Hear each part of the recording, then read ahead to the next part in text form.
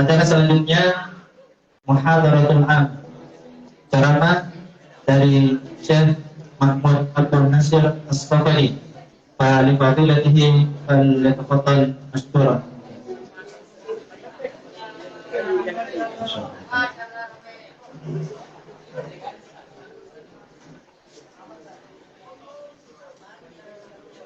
Alhamdulillah Rabbil Alamin. والصلاة والسلام على رسولنا الكريم محمد صلى الله عليه وسلم. فأسأل الله تعالى على هذا الجمع، ما شاء الله هذا جمع عظيم وكبير، وأسأل الله تعالى أن يغفر لكم ذنوبكم وأن يجعلكم أهلا للقرآن وأن يجعلكم مع السفرة الكرام البررة. اللهم آمين يا رب العالمين. Bismillah, ya sekalian, saya perlu terjemahkan atau tidak? Tadi ada yang bilang Masya Allah, kayaknya itu kalimat yang paling dikenal ya. Ya, teman-teman sekalian, beliau mengatakan bahwa perkumpulan ini adalah perkumpulan yang agung, ya, nilainya besar. Makanya itu kalian tadi bilang beliau bilang Masya Allah, kalian juga bilang Masya Allah. Ya. Beliau juga berdoa, ya, berdoa kepada Allah Subhanahu wa Ta'ala, semoga Allah mengampuni dosa kita semua. Yang kedua, beliau juga berdoa kepada Allah Subhanahu wa Ta'ala agar Allah menjadikan kalian semua sebagai ahlul Quran. Yang ketiga, beliau juga berdoa semoga kita senantiasa berada dalam naungan para malaikat. Amin. ثانيا، فنحن من أهل فلسطين ومن غزة نتوجه بالشكر إلى دولة إندونيسيا التي تقف مع أهل فلسطين على رجل واحد وتجعل هذا البلد يحبهم.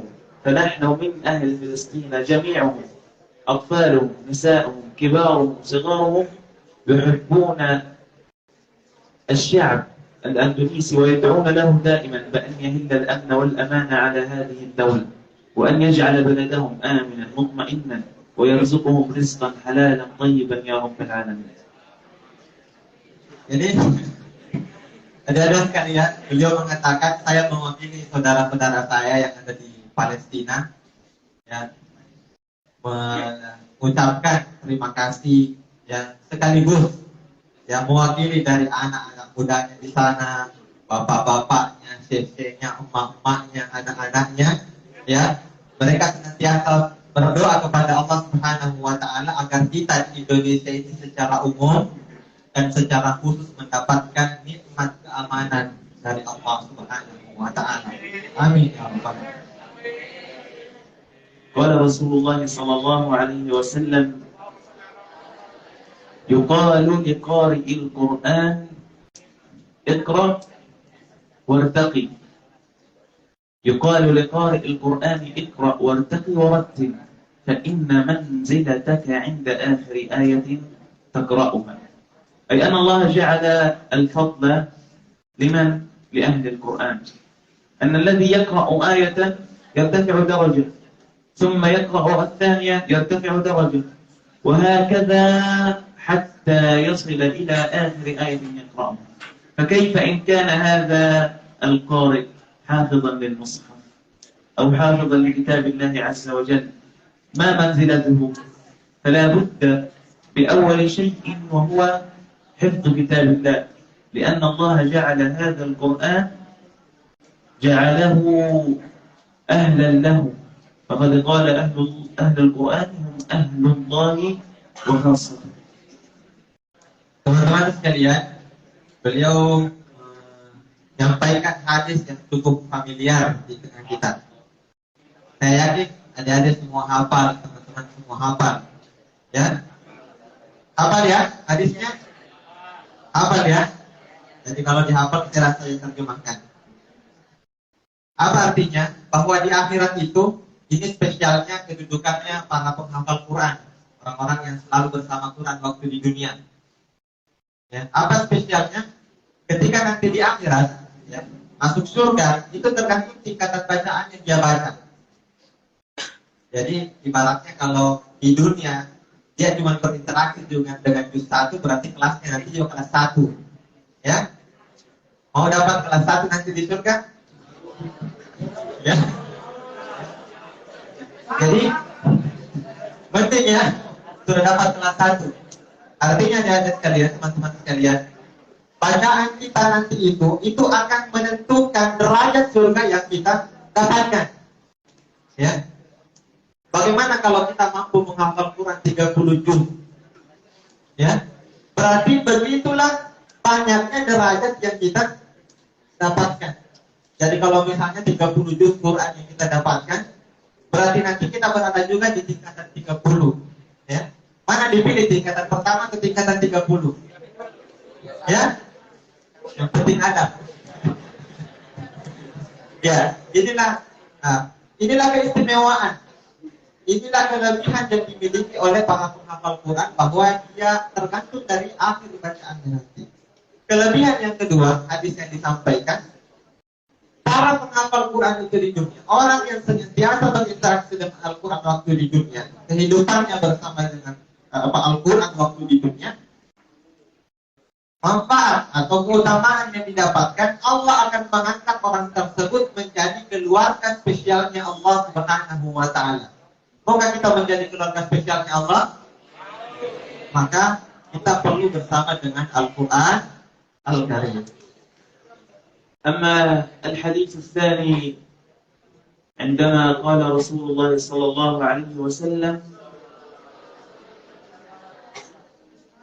كل حرف به حسنة والحسنة بعشر أمثالها والله يضاعف لمن يشاء. الآن لا أقول ألف لام ميم حرف، ولكن ماذا؟ ألف حرف ولام حرف وميم حرف، أي أن كل حرف به حسنة والحسنة بعشر أمثالها. فعندما تقرأ من سورة البقرة ألف لام ميم، هؤلاء ليس حرف، إنما هم 3 حروف، فبعشرة يصبح 30 حرفا، والله يضاعف لمن يشاء. وفي هذا الشهر المبارك الأعمال مضاعفة كثيرة، وخاصة تلاوة القرآن. فأنت هنيئا لك عندما تتلو كتاب الله عز وجل وتقرأه، فبذلك تأخذ أضعافا وحسناتا، خاصة في هذا الشهر المبارك. Teman-teman sekalian yang dirahmati oleh Allah Subhanahu wa Ta'ala, hadis yang selanjutnya yang beliau sampaikan adalah bahwa membaca Al-Quran itu satu huruf itu 10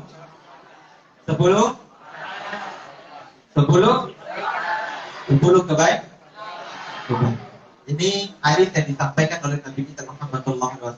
Bahwa siapa yang membaca satu huruf, ya, maka dia akan mendapat 10 kebaikan. Bahkan kata beliau tadi, wallahu yudha'ifu liman yasha. Itu standar paling rendahnya, itu dapat 10 kebaikan. Tapi kata Allah, wallahu yudha'ifu liman yasha, boleh saja Allah Subhanahu wa Ta'ala melipat gandakan dengan lipatan yang berlebih. Ya, Allah akan melipat gandakan dengan lipatan yang berlebih. Terlebih pada bulan suci Ramadan. Hadis tadi itu disampaikan itu nominal 10 kebaikan yang kita dapatkan itu berlaku di luar bulan suci Ramadan. Tapi kalau di dalam bulan suci Ramadan bukan 10, ya. Allah Subhanahu wa Ta'ala sebagaimana tadi disampaikan, Allahu yudha'ifu liman yasha, Allah Subhanahu wa Ta'ala akan melipat gandakan pahala yang kita ketika kita membaca Al-Qur'anul Karim. أما المشي نحو طريق القرآن والعمل به، هناك 5 كلمات أو 5 نقاط. أولها وهي قراءة القرآن، تلاوته، وخاصة في شهر رمضان. فعندنا في فلسطين في شهر رمضان الكثير منا يقرأ القرآن الكبير المسن الصغير يقرأ القرآن كل يوم، وهناك من يختم القرآن كل يومين مرة، كل 5 أيام مرة، وهناك خلال شهر رمضان من يختمه، من لم يستطع أن يختمه فيختمه مرة. وهذا يكون الذي عنده أشغال، هذا الذي يختم القرآن مرة قراءة، نحن نتحدث قراءة وليس حفظا. فأهل فلسطين في شهر رمضان يعتبرون القرآن شيء مقدس، لأنهم يعرفون كمية الأجر الكبير في هذا الشهر المبارك من تلاوة القرآن. Dan sekalian yang rahmat oleh Allah Subhanahu wa taala, tadi beliau mengisahkan bagaimana potret kehidupan Al-Qur'an khususnya bulan Ramadan bagi orang-orang saudara-saudara kita yang ada di Palestina. Ya. Kata beliau, kita itu kalau datang bulan suci Ramadan itu fokus ya memaksimalkan dengan bulan Al-Qur'an. Maka di antara kita karena saking fokusnya ini kita tidak membaca, kata beliau, ini bukan selalu menghafal sampai bukan menghatamkan dengan hafalan, tapi menghatamkan dengan bacaan. Di antara kita karena saking fokusnya membaca Al-Quran, itu bisa menghatamkan Al-Quran cuma 2 hari. Nah, itu saking fokusnya. Ada yang menghatamkan cuma 5 hari. Ya. Dan begitulah seterusnya. Dan ini diperuntukkan bagi para pekerja yang super sibuk, ya. Banyak di antara kita yang super sibuk itu, ya. Apa itu super sibuk? Ya, super sibuk dengan sok sibuk ini tidak bisa dibedakan, ya. Super sibuk dan sok sibuk itu minimalnya tidak ada yang minimal di bawahnya 1 kali dalam sebulan.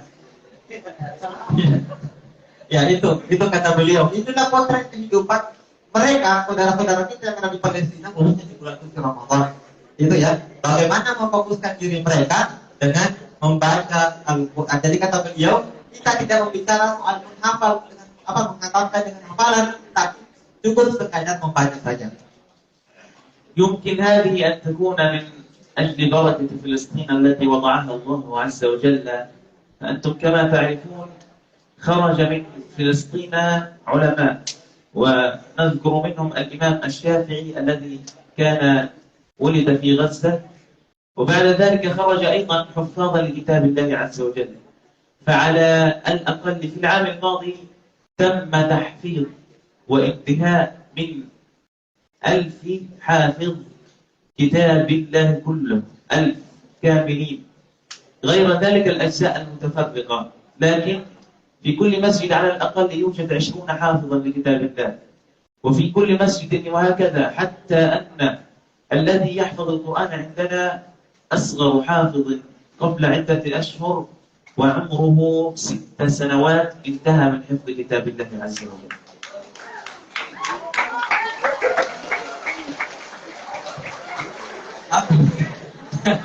Saya terjemahkan ini karena sudah tepuk tangan.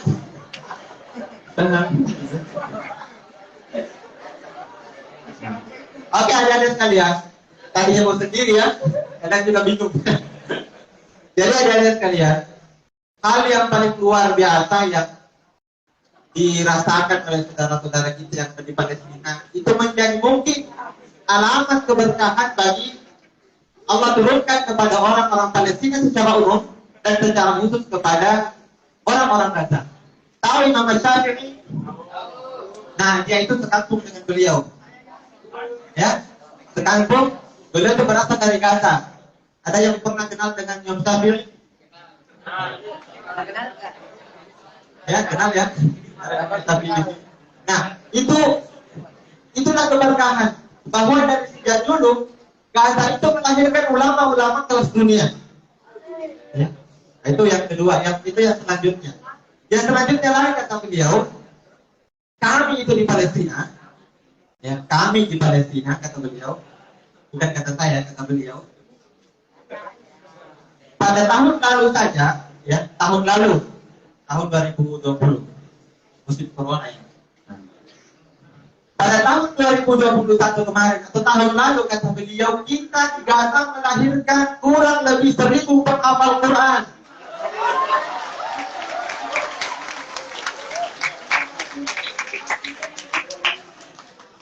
Kurang lebih dari 1000 penghafal Quran.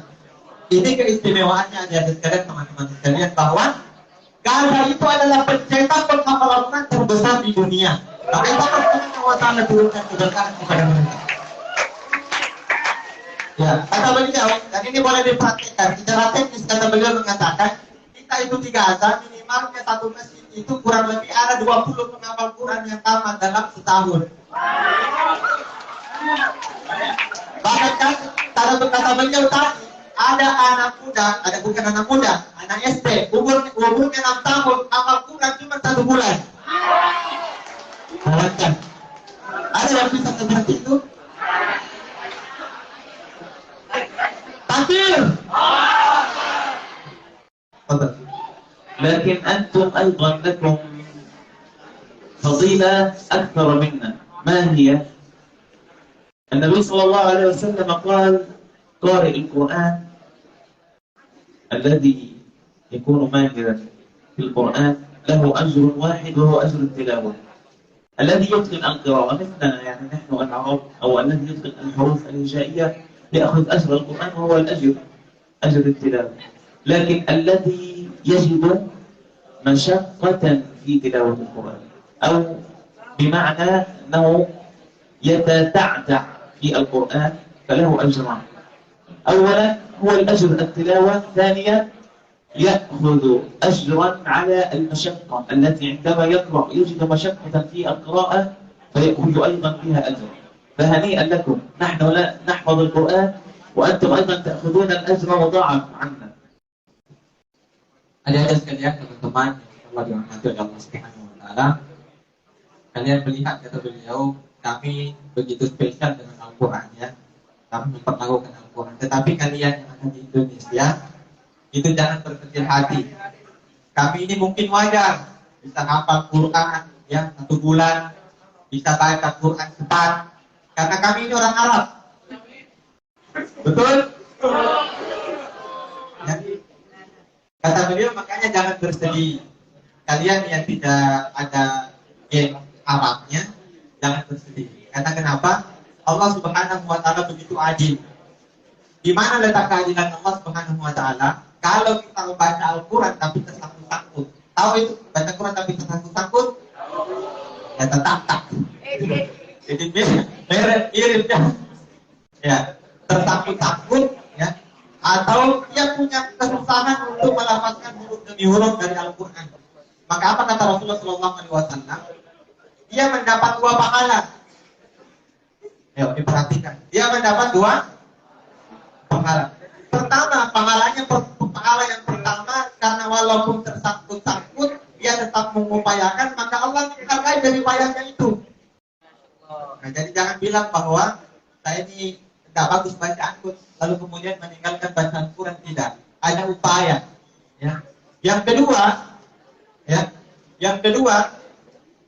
Allah tetap menghitung. Ya. Allah tetap menghitung 1 huruf yang kalian baca itu dengan 10 kebaikan. Ya. Itulah nilai bentuk daripada keadilan kita, keadilan Allah Subhanahu wa Ta'ala kepada kita. Walaupun kita tidak diturunkan di negara Arab yang bisa bahasa Arab, atau kita tidak bisa bahasa Arab, tetapi Allah menyeluruh keadilannya. Karena kenapa? Ya, kita punya upaya akan diberikan ganjar, kita membacanya juga diberikan ganjar. أما الثالثة تحدثنا نحن عن التلاوة وعن حفظ كتاب الله. الثالثة وهي الاستماع. كان النبي صلى الله عليه وسلم يحب أن يسمع القرآن من غيره، يعني أنه نزل عليه القرآن ويلقنه جيدا، لكن يحب أن يسمع القرآن من أحد آخر. لماذا؟ حتى يجد الخشوع ويجد الطمأنينة ويجد الحلاوة في القرآن. عندما تسمع شيخ يقرأ الحمد لله رب العالمين، تجد شيخا آخر يقرأ بسم الله الرحمن الرحيم، تجد شيئا آخر يقرأ يا أيها الذين آمنوا تجد ما هنا في القراءات تجد كل شيخ له معنى، له قراءة طريقة في تلاوة القرآن. تسمع من هنا يخشع قلبك، تسمع من هنا يخشع قلبك. فبهذا أنت تستطيع ماذا؟ أن تمضي في طريق القرآن وأن تسرع أيضا في حفظ كتاب الله عز وجل وتلاوته. Teman-teman sekalian, interaksi selanjutnya yang bisa kita lakukan adalah mendengarkan Al-Quran. Ya, jadi tadi yang pertama kata beliau itu membaca. Yang kedua mendengarkan.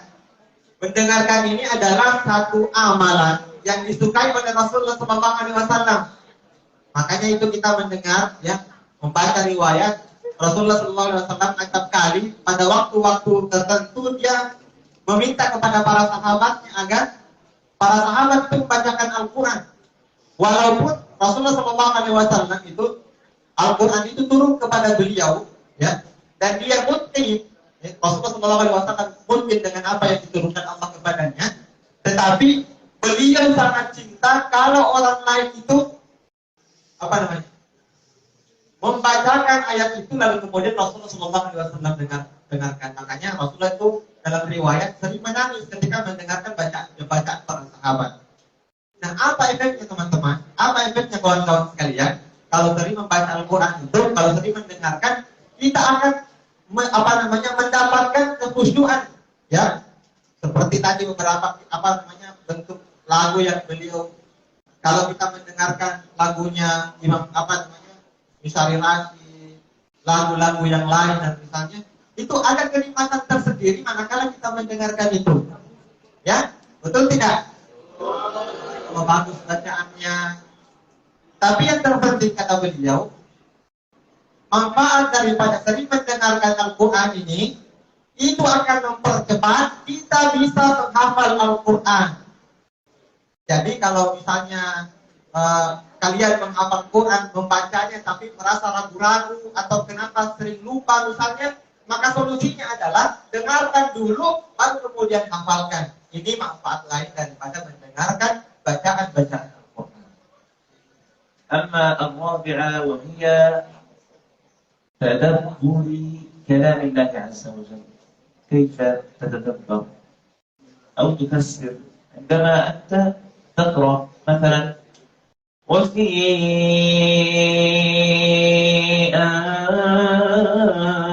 أنفسكم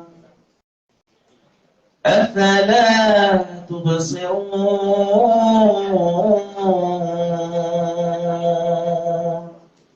تقرأ في سورة الغاشية أفلا ينظرون إلى الإبل كيف خلقت وإلى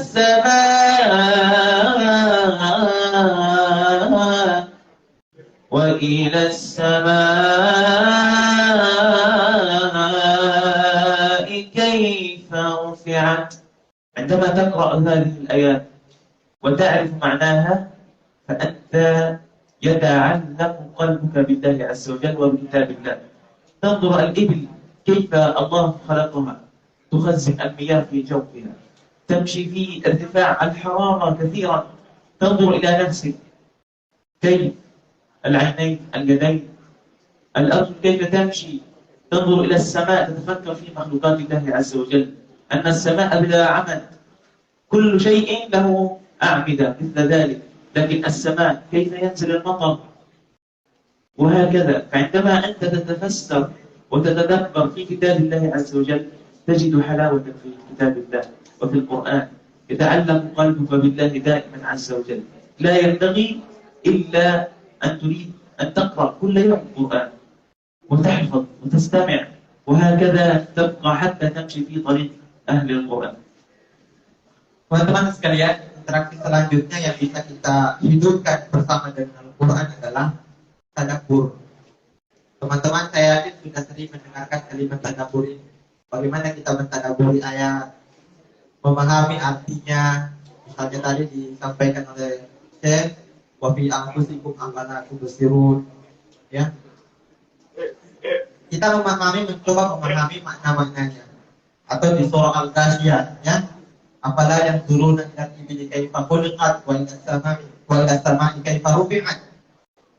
Itu semua adalah dipahami maknanya. Ya, dipahami maknanya, dan itu bentuk tadabbur kita kepada ayat-ayat Allah Subhanahu wa taala. Atau lebih pendalaman, kita bisa memahami langit itu, ya, kalau kita punya bangunan ini kan, ya, ada tiang-tiangnya, ya, ada pondasinya sehingga kokoh. Sedangkan langit tidak memiliki tiang, tidak memiliki juga pondasi. Tapi kenapa dia bisa tegak? Inilah kata beliau satu bentuk interaksi kita dengan Al-Quran, ya, bisa memahami, mengerti artinya, sehingga itu menambah kekhusyuan. Maka kata beliau, tidak ada jalan lain untuk bisa sampai pada tahap tadabbur ini kecuali membaca dulu, kemudian mendengarkan dulu, baru yang ketiga tadabbur, ya. Jadi mesti begitu. Kita membaca Al-Quran 30 juz, kita membaca, lalu kemudian proses menghafalnya, proses mendengarkan, lalu kemudian proses mentadabburinya. أما الخامسة وهي العمل بالقرآن الكريم. كان الرسول صلى الله عليه وسلم كما قالت عائشة كان قرآنا يمشي على الأرض، أي أنك تعمل بما تقرأ، وليس جيد أنك تقرأ ولا تعمل بما أنت تقرأ بذلك. تأمر بالمعروف، تنهى عن المنكر، أيضا تصلي الصلاة في وقتها، تذكر الله عز وجل، تستغفر إلى آخره. فلا بد أن تعمل بالقرآن، كما كان عمر بن الخطاب رضي الله عنه، هو لم يحفظ كتاب الله، لكنه كان كلما يقرأ آية يعمل بها، ينتهي من العمل بها يقرأ الآية الأخرى، لا ينتقل إلى الآية الأخرى إلا بعد أن يعمل بها. فلا بد للإنسان والمسلم أنه يفعل ما يقرأ في سورة الصف: يا أيها الذين آمنوا لما تقولون ما لا تفعلون، كبر مقتا عند الله أن تقولوا ما لا تفعلون. هذا شيء عظيم أنك تقرأ ولا تفعل، فلا بد أنك عندما تقرأ شيء تفعل وتعمل به. Ada sekalian yang rahmati Allah Subhanahu wa taala, yang selanjutnya kata beliau, dan ini poin penting, yaitu mengamalkan apa yang menjadi kehendak Al-Quran. Jadi mengamalkan apa yang terdapat di dalam Al-Quran Al-Karim. Ya, karena kata beliau tadi, Rasulullah SAW itu, ya, orang yang berjalan, ya, tapi dianggap Quran, artinya Quran berjalan. Ya, kenapa? Kenapa beliau dikatakan sebagai Quran berjalan? Karena pertama dia tahu, mengerti, hafal, dan yang kedua dia mampu mengamalkan apa yang menjadi perintah dari Al-Quran itu. Dan ini kuncinya teman-teman sekalian, bahwa kunci untuk kita istilahnya interaksi kita dengan Al-Quran itu bukan tamam, maka harus dengan mengamalkan. Kata beliau, Umar bin Khattab itu tidak hafal Quran. Tidak hafal Quran. Tapi kata beliau, ya, bahkan surah Al-Fatihah itu kan lama dihafal sama Umar bin Khattab. Kata beliau, tapi ada satu keistimewaannya beliau. Umar bin Khattab itu ketika menghafal Al-Quran, diamalkan dulu baru pindah pada ayat-ayat yang lain. Ya, dihafalkan dulu, diamalkan dulu, nanti tuntas itu baru kemudian menghafal ayat-ayat yang lain. Ini keistimewaan yang dimiliki oleh Umar bin Khattab. Karena jangan sampai katanya berbalik, cuman bisanya hafal tok saja, tapi tidak paham artinya, bahkan tidak bisa mengerjakan apa yang diperintahkan. Jangan sampai kita termasuk dalam ayat kabura maqtan indallah, ya.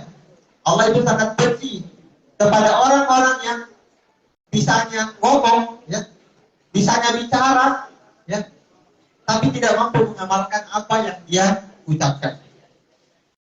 أما أخيرا فلا بد لهذا المكان المبارك والمعهد المبارك أن تدعو لأهل فلسطين في هذا الشهر المبارك، فإن الدعاء في هذا الشهر مستجاب.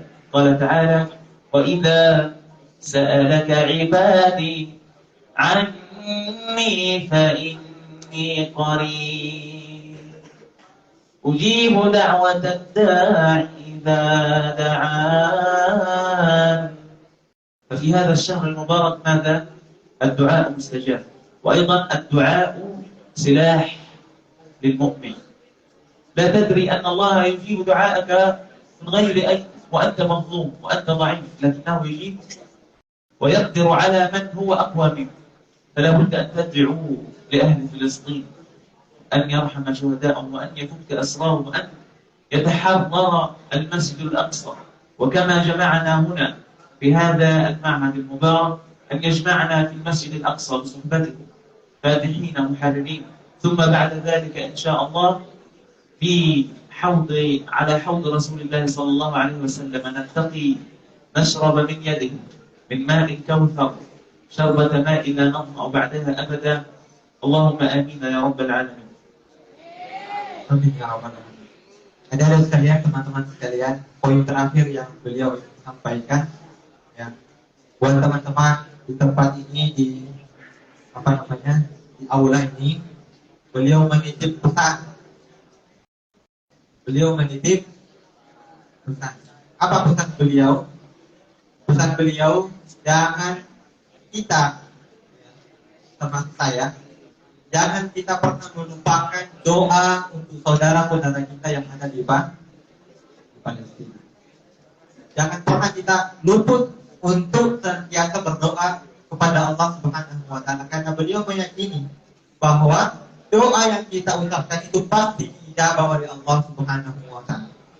Kalau doa-doa itu sering dilangitkan, sering diucapkan, maka insya Allah sebagaimana tadi ayat yang diucapkan sampaikan oleh Syekh, wa idza sa'alaka ibadi, maka yang kita inginkan adalah Allah Subhanahu wa Ta'ala menjawab doa-doa kita.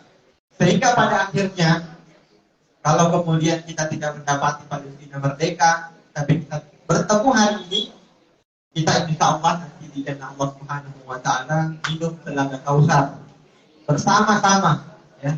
Coba kita bayangkan teman-teman sekalian, kalau pertemuan kita ini dicatat dan semua doa-doa kita, semua aktivitas kita, lalu kemudian nanti ada siaran ulangnya di surga. Tahu siaran ulang? Kalau sekarang kan siaran langsung, tapi Allah punya kasetnya, nanti diputar ulang. Nanti di telaga Kautsar, Masya Allah. Itu adalah satu hal yang paling kita rindukan, bahwa kita kembali kepada Allah Subhanahu wa Ta'ala dengan orang-orang yang baik, yang pastinya nanti juga kita berkumpul dengan orang-orang yang baik. Saya kira itu yang disampaikan oleh Syekh, mudah-mudahan bermanfaat bagi kita semua. Amin. Ya Rabbal alamin.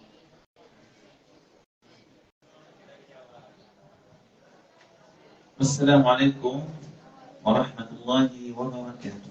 Assalamualaikum.